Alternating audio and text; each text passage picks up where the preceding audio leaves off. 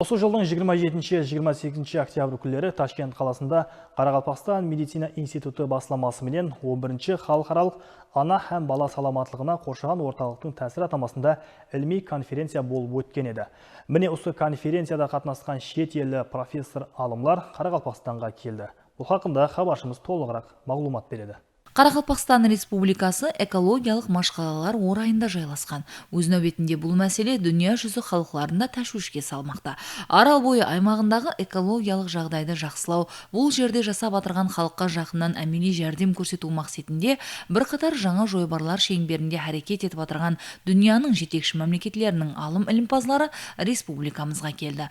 Қарақалпақстан медицина институтында болған шет елі алымлар бұл жерде білім алып атырған студент жастар менен ұшырасып, ықылым өзгерісі һәм оның инсан саламатлығына көрсетіп атырған кері тәсірлеріне байланыслы мәселелерді ортаға таслады. Жастардың көз қараслары, пікірлері менен қызықсынды. Олар менен болған сәубетлесулер жастардың экологияға болған қызығушылықтарын және де арттырды. Алдағы уақытлары экологияға байланыслы іліми жұмыслар алып баруында да бұл конференцияның үлкен түрткі болатығылығын атап өтуіміз орынды.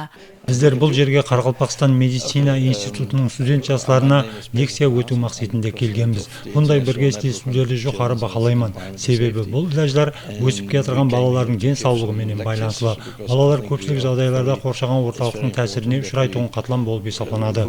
Біздерді таң қалдырған нәрсе ол институттың клиникасы, яғни емханасы болды. Бұл емханада бірнеше кеселдердің түрлері емленіп, кішкене балалардың саламат өмірге қайтып атырғандықтары мені хайран қалдырды. Мен Америка құрама штатлары атынан келгенмен, һәм біздер судың сапасы бойынша экспертпіз. Таза ішімлік суы, оның саламатлыққа тәсірі, гигиена, тазалық мәселесі бойынша тикарғы бағдарларымыз. Біздер топлаған біліміміз һәм үйренген тәжірибелерімізді бөлісуге, сіздерден де үйренуге келдік. Айтып өту тиіс, бұндай конференциялардың шүлкеместірілуі аналар һәм балалар саламатлығын қорғау мәселесінің актуаллығын аңлатады. Дүнияда шаң һәм ғам болмаса, адам баласы 1000 жыл жасар еді.